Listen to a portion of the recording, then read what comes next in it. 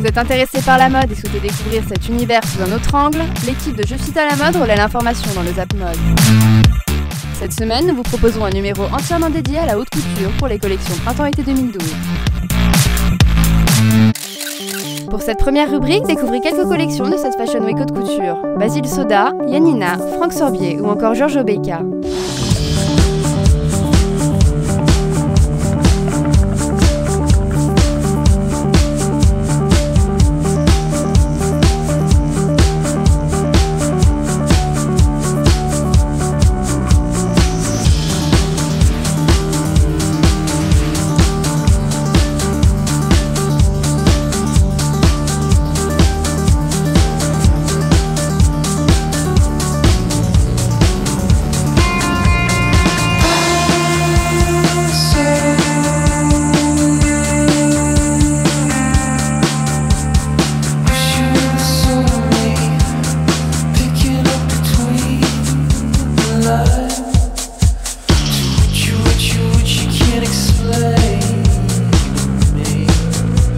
Dans l'adresse, nous vous présentons Niki Chicano qui nous fait partager ses adresses à Paris. Je suis Niki Chicano, je suis le créateur et rédacteur en chef de Lâche Magazine. À Paris, l'endroit où je sors, c'est un club qui s'appelle Le Magnifique. C'est un endroit assez intimiste. Le décor fait un peu vieil hôtel de passe avec les tapisseries à fleurs, les gros cocktails, les miroirs. Enfin, ça fait un peu porno 70, donc j'aime bien. Et la clientèle est assez chic, assez mixte et variée. En plus, ils ont un grand fumoir, donc moi qui fume beaucoup, c'est pratique. Il y a une boutique qui s'appelle TGV qui est plutôt vraiment bien, parce que c'est Louis Chavigny qui s'occupe de ça. Il y a une sélection hyper pointue où en fait elle chine depuis des années des vêtements qui sont souvent griffés. Il y a du Balenciaga, il y a du Chanel, du Saint Laurent, mais il y a aussi des pièces non griffées mais qui ont toujours une coupe impeccable avec tous les boutons d'origine, un vrai sens du style, des belles pièces, bien sélectionnées, vraiment chic. La seule vraie belle boutique de vintage à Paris, elle s'appelle Bastien de Almeida, où en fait il va chercher des vintage à Los Angeles, un peu partout dans le monde, et qui ramènent et qui sont souvent des robes de cocktail, des robes du soir, qui sont incroyables, qui sont des prix très abordables. En plus il fait petite librairie de mode, il fait des cours de couture, c'est quelqu'un de passionné, passionnant, et c'est une boutique qui mérite d'être découverte, qui est rue de la Condamine dans le 17e. Le Zap Mode vous montre à présent la préparation des défilés haute couture. Assistez au backstage et découvrez les différents intervenants qui participent à ces quelques minutes de show. The light will stay the same the whole show. What about the night makes you change?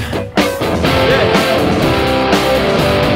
Oh, from sweet to the range. What about my voice tells you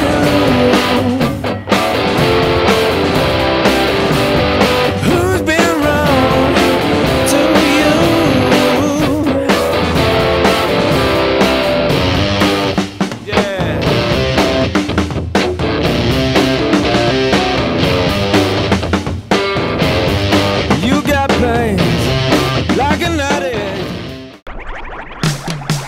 Je suis Sylvain Lehel. Nous rencontrons le coiffeur du défilé Christophe Josse qui nous explique le style des coiffures de la collection. C'était de faire des filles très fraîches, très ingénues, tout en faisant une espèce de coquillage en nuque pour faire un esprit couture, comme un petit chignon en fait enroulé sur lui-même. Toutes les filles sont identiques, oui, pour donner une unité à toute la collection et une pureté, parce que la collection était très épurée également. Il m'a montré mon inspiration, ses dessins qui étaient autour de l'architecture et de la mer. Et du coup, l'architecture, c'est évidemment le côté nat, la structure, et la mer, c'était le petit chignon en forme d'un peu de coquillage en fait, qui m'a inspiré. La tendance de cet été, on l'a vu aussi un peu au prêt-à-porter, ça commençait, et là, ça appuie vraiment pour la haute couture, c'est la natte, grosse tendance. Hi, my name is Stephanie. I'm the fashion reporter of Parago Magazine. La styliste Stéphie nous commente le défilé Iris Van Herpen pour ce spécial haute couture.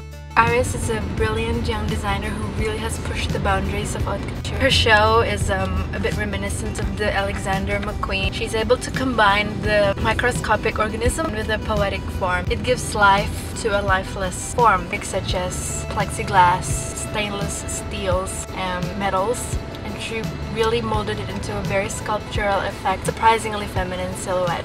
In terms of the fabrics, as I've said, it's very radical. Leather, synthetic fabrics. It's sort of has these scaling effects like fish and gives kind of like an impression of an armor. The colors that she uses is also very light, khaki, blue, grey, some hints of black. She also successfully gives life to each of the accessories as well, as you can see in her shoes. The heels sort of like teeth.